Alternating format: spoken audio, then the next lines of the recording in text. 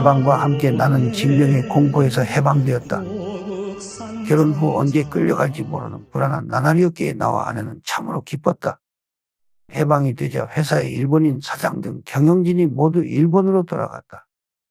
당시 일본인은 한국인과 큰 충돌 없이 대부분 일본으로 빠져나갔다. 일본인들이 하나둘 빠져나간 목포 시내는 잠시 한산했지만 이내 여기저기서 사람들이 몰려들었다. 전쟁의 공포가 가시자 다시 활기가 넘쳤다. 사장은 일본으로 떠나고 남은 20여 명의 종업원이 회사를 떠맡았다. 얼마 후 종업원 단체를 결성했는데 내가 회사 운영위원회 위원장으로 선출되었다. 나는 한동안 경영인으로 회사를 운영했다. 그러던 어느 날 서울의 유력 인사가 미 군정청을 움직여 회사의 관리권을 뺏어가 버렸다. 해방 이후에는 일본인 소유 기업을 노리는 무리들이 많았다. 나는 종업원 대표로 서울로 올라가 단판을 짓고 관리권을 되찾아왔다. 일터를 찾아오자 종업원들 사이에 신망이 높았다. 그 때문인지 당시 목포에서 제일 큰 조선소인 대양조선공업의 종업원들이 회사 경영을 맡아달라고 요청했다. 그래서 또 한동안 조선소를 운영하기도 했다. 한편 나는 건국준비위원회 목포지부에 가담했다. 우리 민족이 독립하여 새로운 나라를 세운다는데 망설일 아무런 이유가 없었다. 기쁜 마음으로 참여했다. 목포지부는 이데올로기를 따지지 않고 좌우익 모두가 참여했다. 당시 건주는 전국에 145개 지부를 두고 있었는데 목포지부도 그중 하나였다. 목포지부는 처음 이남규 목사를 중심으로 조직했지만 공산주의자들이 점차 조직을 장악해 나갔다.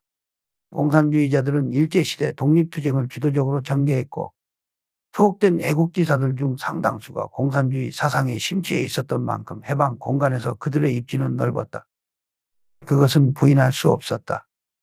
당시 청년층 대부분은 공산주의에 별다른 거부감이 없었고 일부에서는 일제시대 때 공산주의자들이 독립운동을 하였다고 하여 호감을 나타내는 경향도 있었다.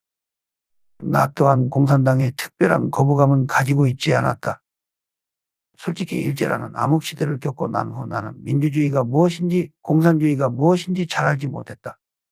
오직 제 나라에 대한 희망과 내 나라에 대한 열정으로 건준에 참여했다.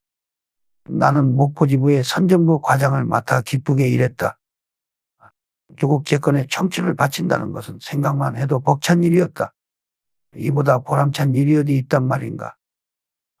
건준 위원장은 여운형이었다. 그는 전국인민대표자대회를 1945년 9월 6일 서울에서 소집하였다. 그리고 국가명을 조선인민공화국이라 선포했다. 중앙인민위원으로는 독립운동 지도자들을 선출했다.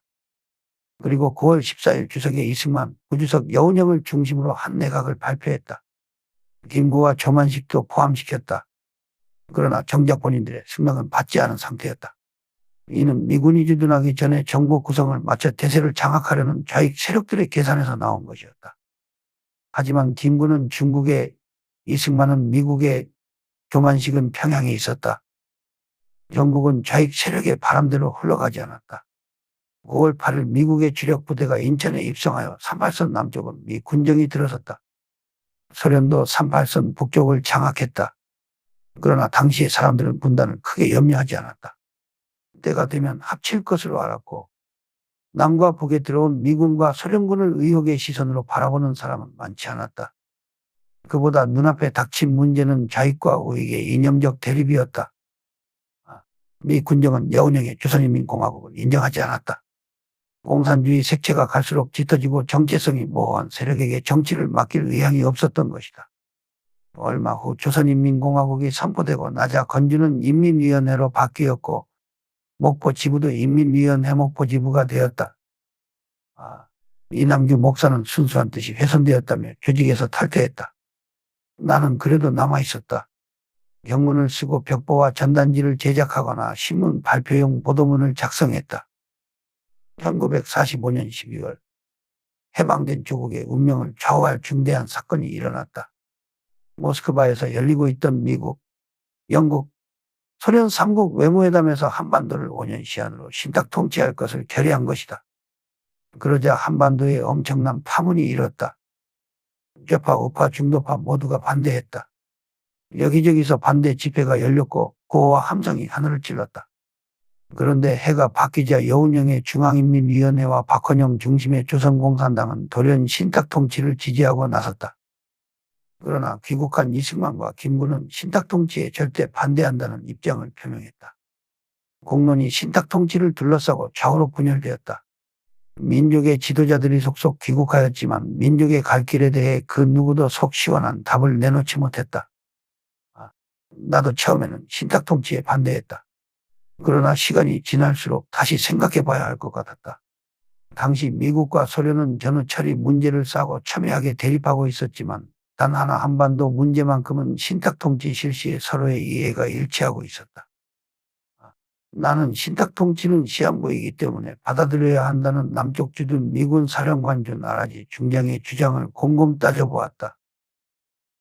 미국과 소련의 위세를 등에 업고 나뉘어 있는 것보다 굴욕적이긴 해도 신탁통치를 받으며 뭉쳐있는 것이 낫겠다는 생각이 들었다. 역으로 미국과 소련이 한국인을 보호한다는 명분으로 첨예하게 대치하면 그래서 두 개의 정부가 수립되면 조국의 통일은 물 건너갈 것 같다는 생각이 들었다. 하지 중장의 말을 분석해보면 미국과 유엔도 그런 우려의 시각을 지니고 있었던 것으로 보였다.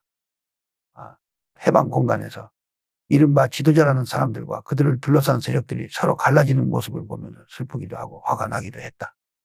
일본에게 그렇게 당하고 이제 겨우 해방이 되었는데 이제 우리끼리 싸우다니 말이 되는가? 조금씩 양보하여 타협할 수는 없는가? 이렇게 싸우면 분단의 길로 가는데 언제 독립하려 저토록 싸우기만 하는가? 자신들의 이해를 따져 해방 공간을 차지하려는 저들은 과연 누구란 말인가? 저들은 민족과 역사 앞에 과연 떳떳할 수 있을 것인가? 남쪽 끝에서 목을 빼고 서울 소식을 기다렸지만 들려오는 것은 싸우는 소리뿐이었다. 목포는 별 수 없는 변방이었다. 그 변방을 서성거리며 나는 수없이 낙담했다. 1946년 6월 3일 우파의 이승만은 갑자기 남한 단독 임시정부 수립 가능성을 시사했다. 김구는 여전히 신탁통치를 반대하고 남한 단독 정부 수립까지 반대하고 나섰다. 좌파에서도 박헌영은 남한의 미 군정에 반대한다는 입장을 취했다. 공론은 좌우를 가리지 않고 사분오열하고 있었다. 나는 좌우합작을 표방하는 신민당에 입당하였다.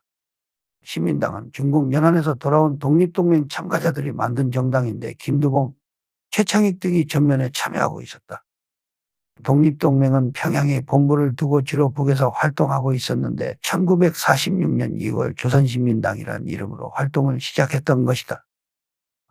조선신민당에 들어간 것은 이미 밝혔듯이 좌우합작을 천명했기 때문이다. 그런데 신민당 내의 당원 일부가 공산당을 추종하는 세력이라는 것을 곧 알게 되었다. 나는 당시 정세에 어두웠고 우후죽순처럼 생겨나는 정당들의 색깔이나 이념적 성향을 꿰뚫기가 정말 어려웠다. 한마디로 혼돈과 혼란 그 자체였다. 어느 날 당원들과 세상 돌아가는 이야기를 하고 있었다. 거기에는 물론 공산주의 성향의 사람들도 섞여 있었다.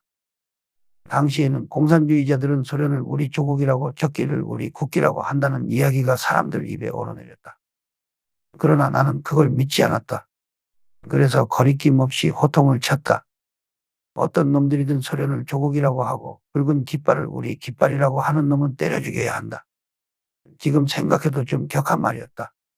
그랬더니 그들은 나를 노려보고 욕을 해대기 시작했다.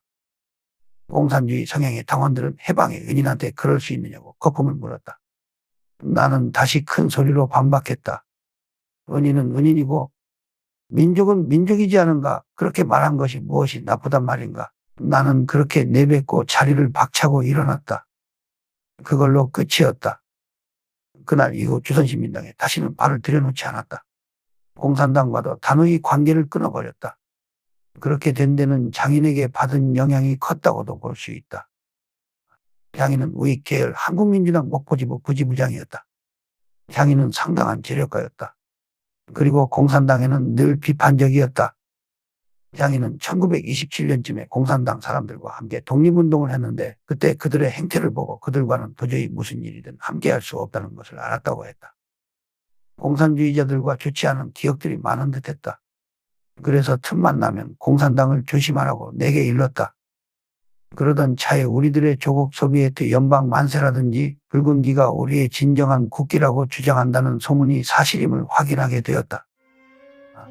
지금까지 내가 지녔던 공산당에 대한 막연한 환상이 여지없이 깨져버렸다. 고국산천 찾아서 얼마나 그렸던가 무궁화 꽃을